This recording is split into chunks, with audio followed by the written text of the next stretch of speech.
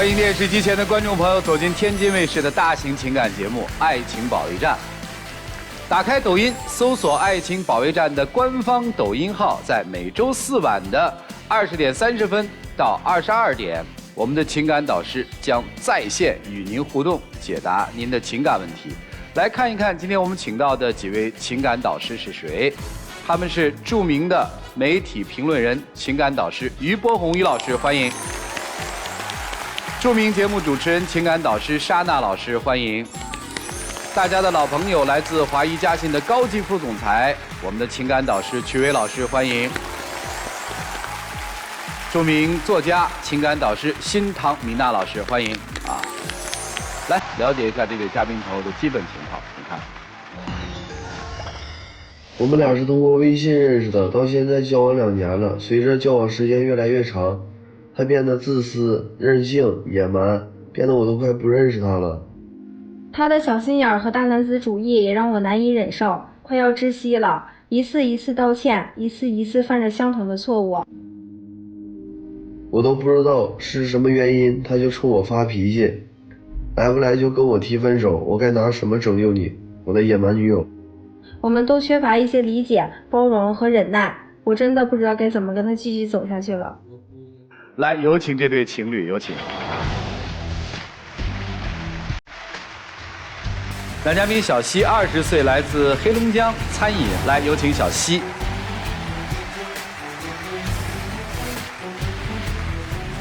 女嘉宾小王，20岁，来自黑龙江，幼师。有请小王，有请。欢迎两位哈，啥事儿啊？为啥呀？因为他洁癖特别严重，我跟他去买新手机吧，然后他新买回来手机，我就寻思我身为他的女朋友，我应该可以去玩他新手机，但是一不小心也不是故意的，然后就把他手机弄成灰了。那用什么擦一下不可以呢？他自己去买眼镜布去擦他的手机，然后呢把他手机放在那儿，然后去玩我的手机，然后我动他手机他还不让。那你说我新买回来的手机，你说我自己想放在那儿，什么都是新的，然后说我还没等新购呢，然后他就去看，把我的手机摁上全是手印，然后还有汗水。那不是你新买回来的手机，我也想让你的手机里边也存上咱俩的照片吗？因为我都告诉你了，我说我没新购呢，你可倒好，然后说上来就是那个让我存。再说了，我那旧手机里面有咱俩的那个照片，包括视频。啊，那你那手机没买多长时间啊？手机壳也买了，钢化膜也买了，什么都买了，然后没有多长时间呢，小折1000块钱就把那手机给卖了。那我认为，我就感觉你就宁愿把这手机卖了，你也不想让我去动你那新手机。我告诉你了，我说我不喜欢了，我再想买个新的。然后之后我也告诉你了，我就是不想因为这件事咱俩再吵架了。那除了这些事儿啊，那你要领我出去玩，那开车出去玩了，那我上车的时候我饿了，我还得你开车停到半路，然后我还得下车去吃饭呗，还得喝水呗。我已经告诉你了，我说你能不能把提前这一切系列的事你都做完，你再上我的车啊？还有，你就是像我车上那些小部件，你为什么要来动呢？你不会捅，你为什么要碰呢？那我不就是好奇吗？但是我就是想动啊，那我又没给你动坏了。我每一周去那个车行打手车，显示屏为什么要摁一下手印，然后我还得去收拾。那本来就是清理的呀，那我碰那玩意儿，那你要那些清理干嘛呀？那碰完它不就可以给你清理吗？那咱先不说这些，那像我平时在家收拾家务，然后我本来就给你抱在床上不让你下地了，我去擦地，没等地干呢，你又下地来踩了。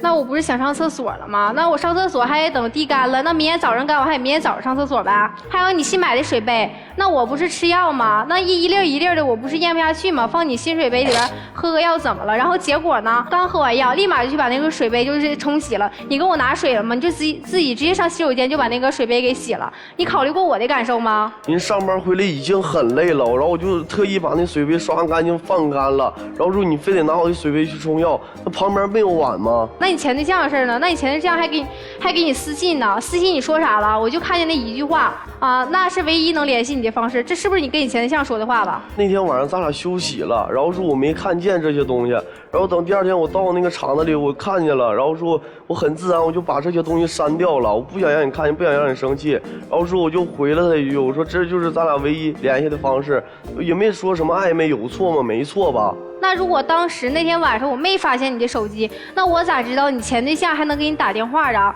给你发微信呢？而且处这么长时间了，我才知道你有前对象微信，还给他存个别的备注，存人力资源部。我为什么给他存上人力资源部？因为我就不想让你知道有这个人，但是也没有说咱俩处这2年之间他一直存在，就是这几天。那你怕我生气，你为啥不给他删了呀？还存个别的备注来糊弄我？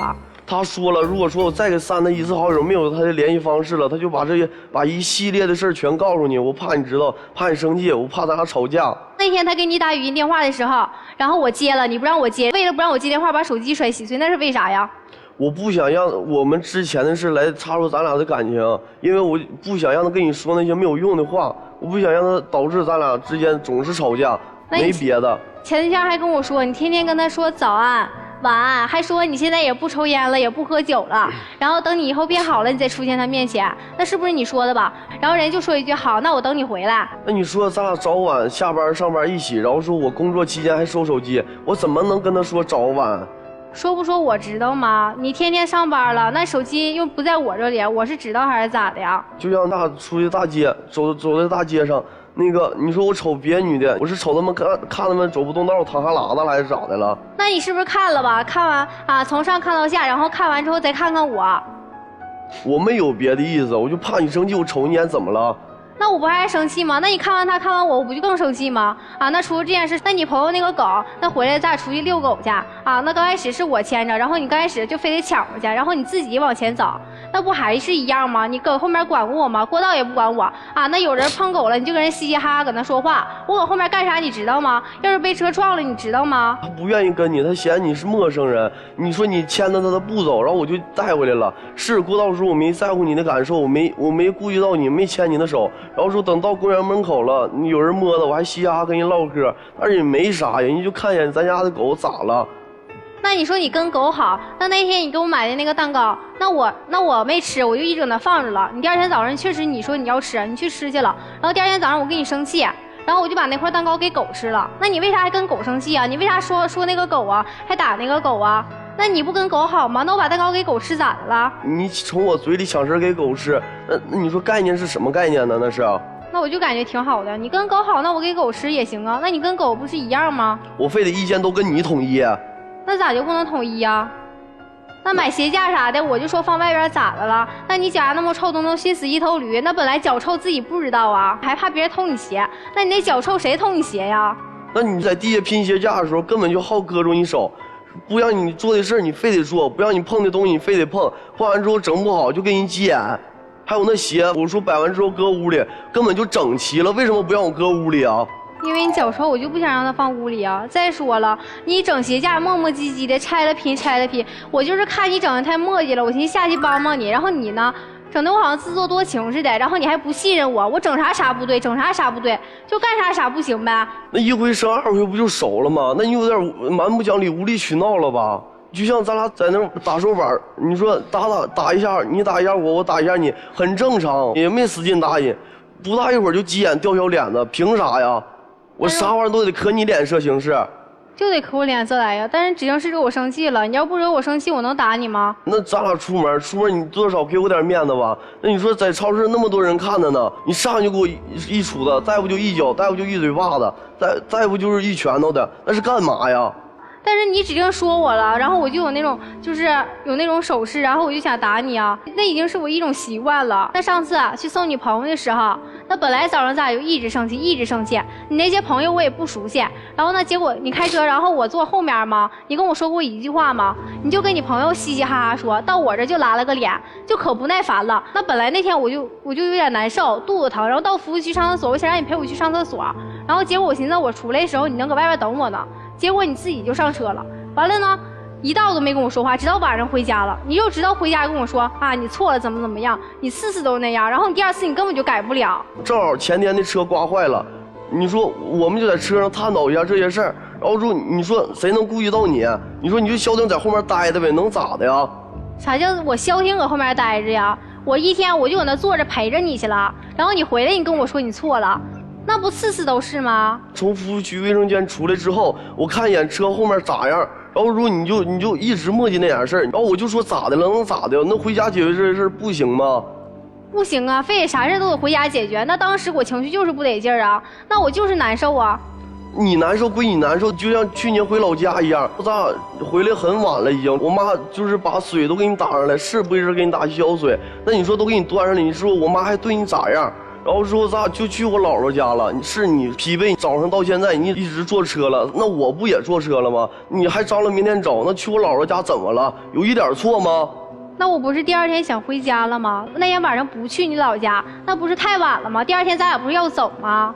那你也说第2天要走了，那你说我回家连他家还不去，然后说第2天我妈到我姥家了，然后我老问我妈，那俩孩子咋没来我这呢？你让我妈脸往哪搁？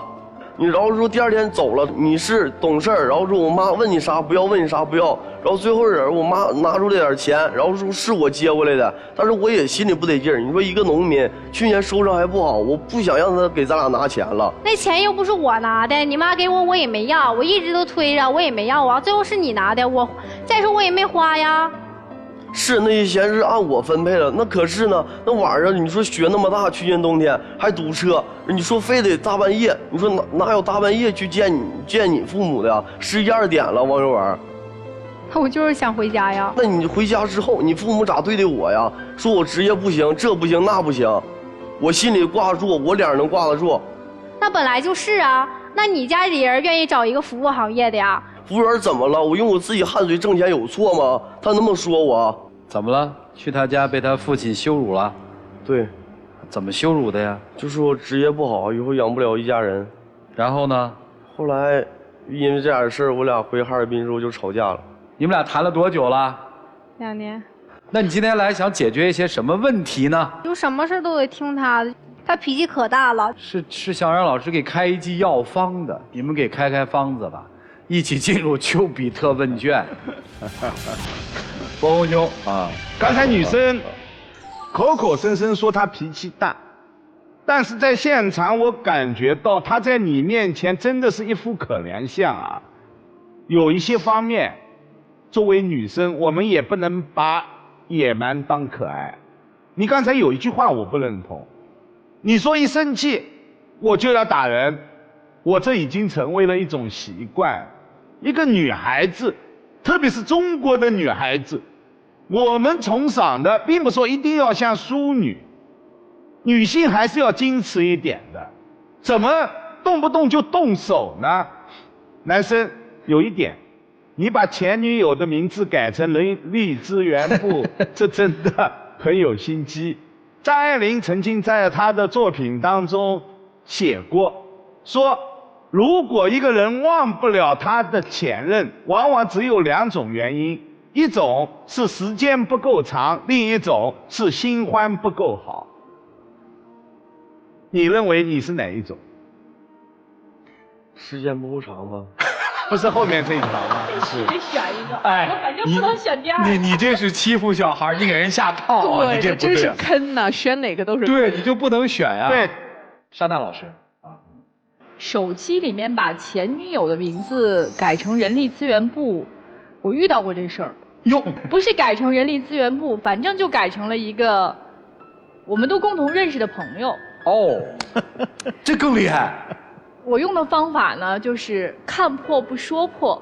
哦。然后我说我的电话号码丢掉了，我打一个吧。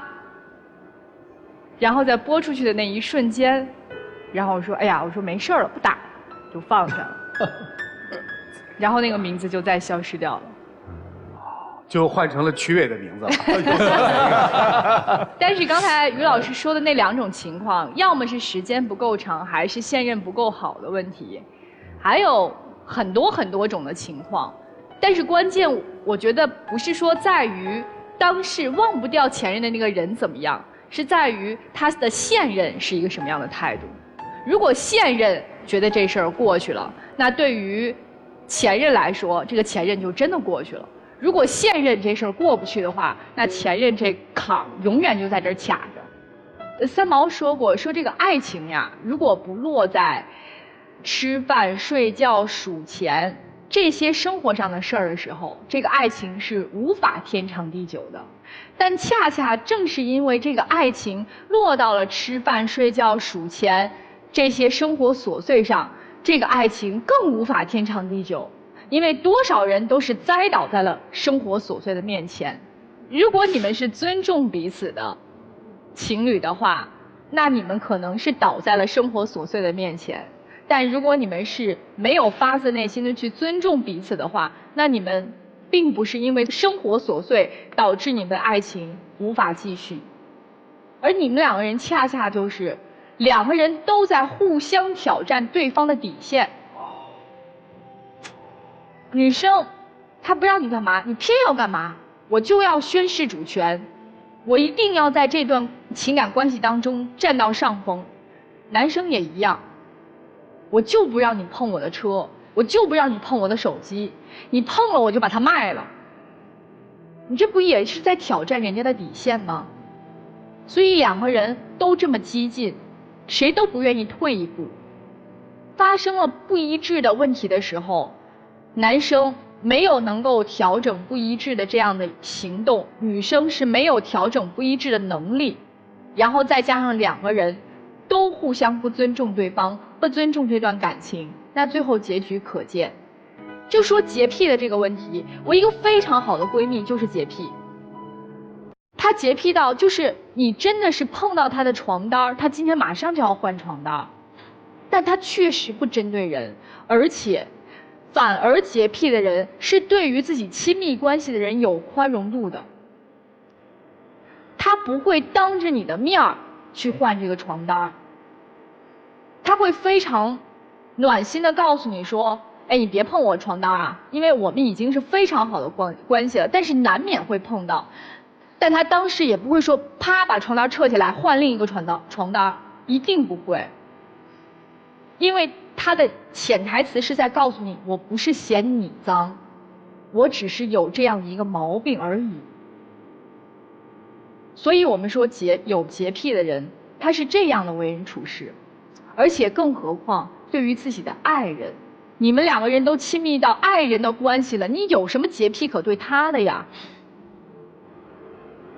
所以我并没有看到你们两个人多真诚的相爱。如果不是那么真诚，就别再彼此折磨了。谢谢。好，谢谢莎娜老师。徐总，我的感觉是男生一直在排斥女生，不希望女生过多的进入他自己的那个世界，甭管是自己的生活方式还是自己的情感世界，女生一直就没有进去。所谓洁癖不洁癖，女生是她跟你说的我有洁癖，还是说你认为的她有洁癖？我认为。你认为的，她从来没说吧？但他自己也说过。哎，好，她说也是说给你听的。我们看几个动作你就知道了。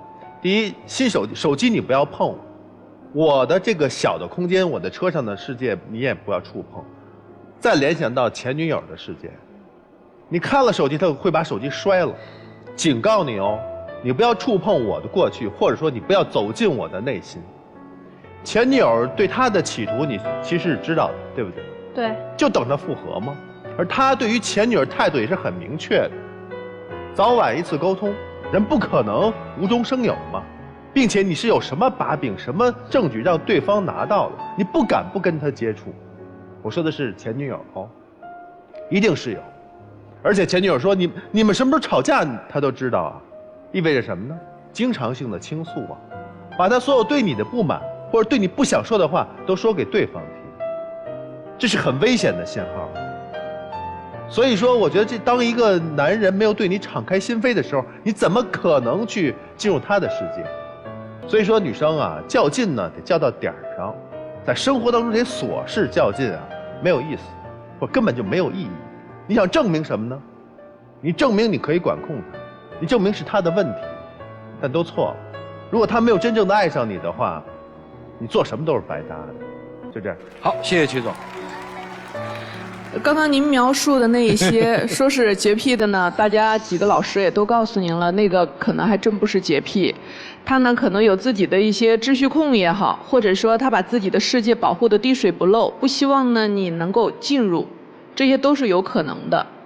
你要在生活里头意识到有一个很危险的信号是，他跟前女友的对话里头的出现的那一句，我变得更好的时候，我再出现在你面前，这是他跟前女友说的，对吗？我不抽烟了，我不喝酒了，等我变得更好，我再出现在你面前。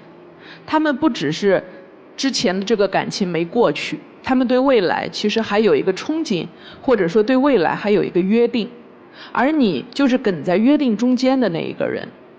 然后您说他把您碰过的手机给卖了，您把怎么样的这一切，如果非要用洁癖的话，那叫精神洁癖。精神洁癖是指你不能够去碰触我的东西，因为是你污染了我的东西。他希望把你隔离起来。如果他爱你，他会为你去打开他的世界。比如说，我特别爱干净，但是呢，因为我爱你，我就同意你在我车上吃零食。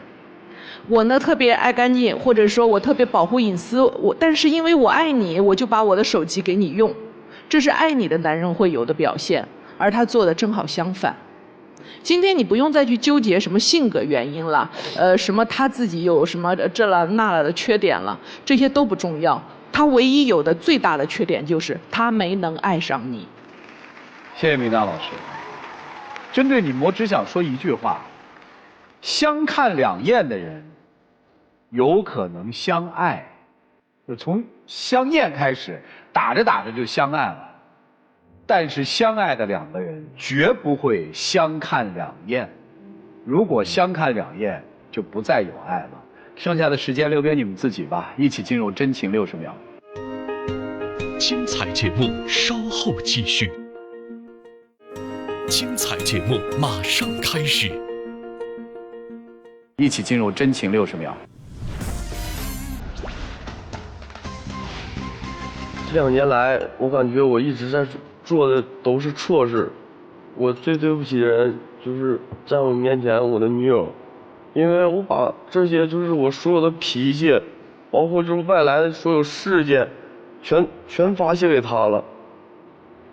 我也不是没爱过她，就是可能就是说就像电影里演那种爱过头了。我不知道我该对他说什么了，因为他次次他都会跟我说这些，然后呢，他次次也都会犯这些错误。我想把这一切都挽回回来，我不知道他能不能给我这次机会了。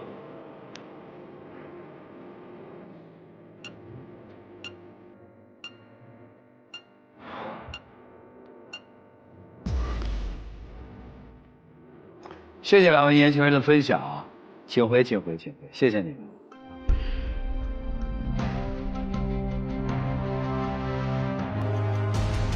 好了，电视机前的观众朋友，如果您有什么情感困惑的话，可以拨打我们节目组的官方报名热线0222360631。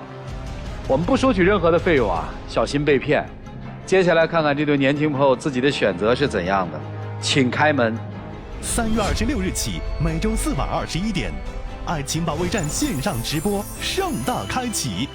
赵川、周群、左岩、陆琪、曲伟、莎娜、严品红、于寂静，最强爱情导师天团现身抖音，零距离粉丝互动，现场调解。打开抖音 APP， 搜索天津卫视及爱情保卫战官方抖音账号，添加关注。从3月26日起，每周4晚21点，就能收到开播提醒。期待您的参与，敬请关注。精彩节目稍后继续，精彩节目马上开始，请开门。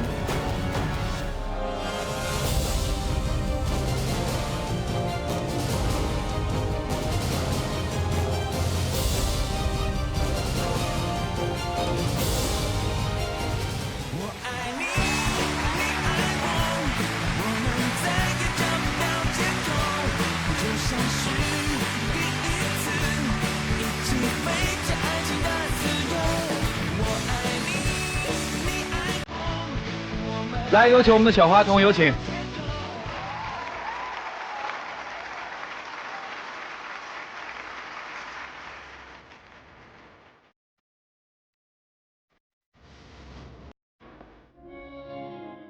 来，接下来一起见证属于他们的浪漫时刻，各位请见证。因为从我们刚开始认识到现在，我说我要给你一个世界上最浪漫的表白，一直拖，然后一直拖了到现在2年之后。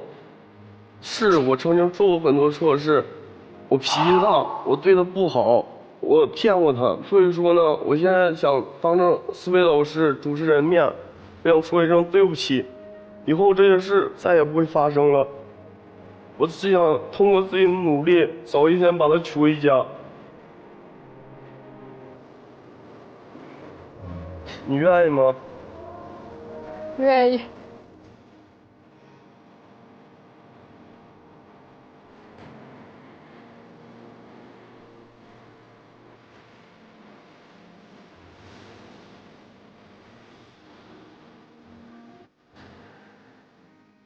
这边亮灯啊，祝你们幸福嘛！谢谢2位，请回吧。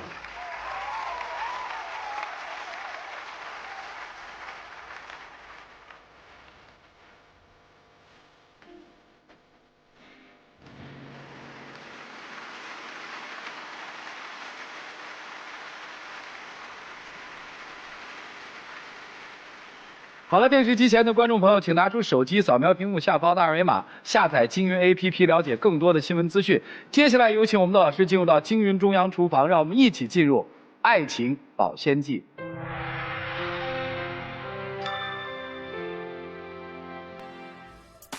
有网友提问说：“我苦心经营了12年的爱情，现在呢有家庭，有可爱的女儿，在我认为全世界的男人都会背叛爱情，而我老公不会的时候。”他却出轨了，我们有太深的感情积累，现在呢，我无法走出这个欲合不能、欲分不敢的困境，极度痛苦的精神状态，我该怎么办？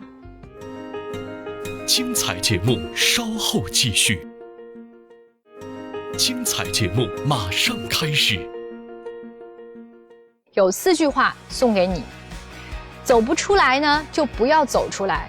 做不到的事情就先搁着，无法释怀就先恨着，放不下的人就先爱着。你把精力转移到其他的事情上，先不去想这件事儿，慢慢的你就会知道路该从哪儿走了。谢谢4位老师的分享，感谢电视机前的观众朋友收看，并且陪伴了我们又一期的爱情保卫战。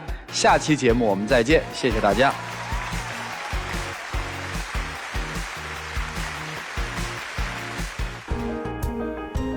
传递生活正能量。天津卫视。